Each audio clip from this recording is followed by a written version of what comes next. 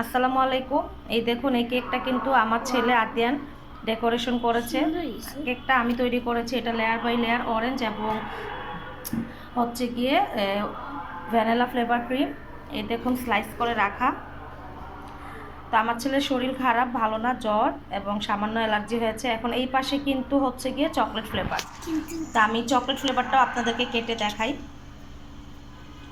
এই পাশ থেকে।